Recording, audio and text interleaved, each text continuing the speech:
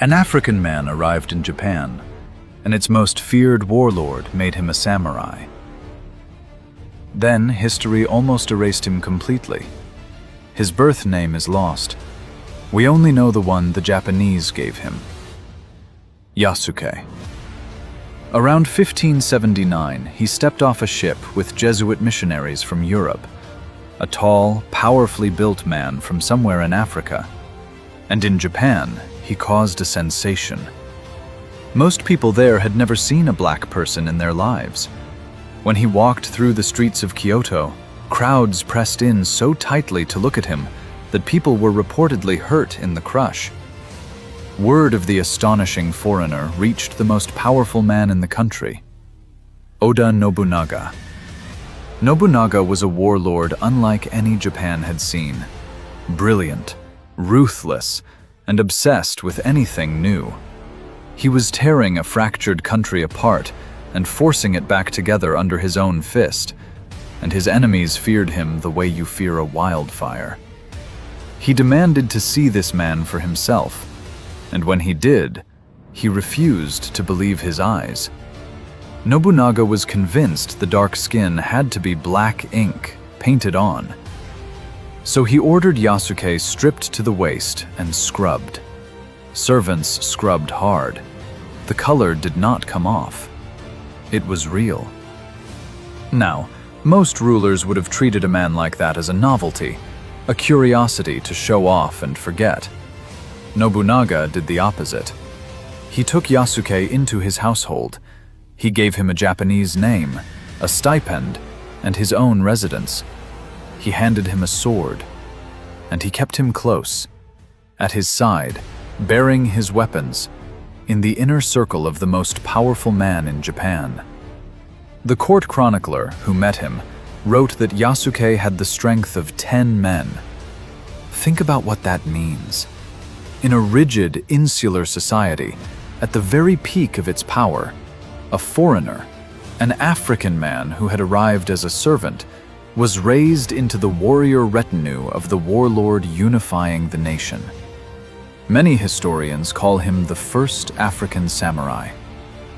And for a brief moment, he stood closer to the center of Japanese power than almost anyone alive. But the men around Nobunaga were dangerous, and in June 1582, one of them turned. Akechi Mitsuhide, one of Nobunaga's own senior generals, suddenly rebelled and surrounded him at a temple called Honnō-ji in Kyoto with an army of thousands. Nobunaga's tiny guard, Yasuke among them, fought as the temple went up in flames. It was hopeless. Rather than be captured, Nobunaga took his own life. Yasuke didn't run. He fought his way to Nobunaga's son and kept fighting at his side until that position fell too. Finally, surrounded, he surrendered his sword. And then came the moment that should have ended his story. Akechi's men asked what to do with the foreigner. Akechi waved him off. "He's not Japanese," he said. "He's not one of us. He doesn't count. Don't kill him. Take him to the Christian church." So they did. Yasuke was handed back to the Jesuits who had first brought him. And that is the last time history ever mentions him. There is no record of where he went, no account of how he died, or when, or where he lies. The man who was scrubbed before a warlord and drew a sword at the heart of Japan simply walks out of the sources and disappears. For centuries, he was almost nothing. A strange half-sentence in an old Jesuit letter, a single line in a Japanese chronicle, easy to miss, easy to dismiss as legend. History didn't just lose Yasuke. It very nearly erased him. It took modern historians, combing through fragments in several languages, to prove he was real at all.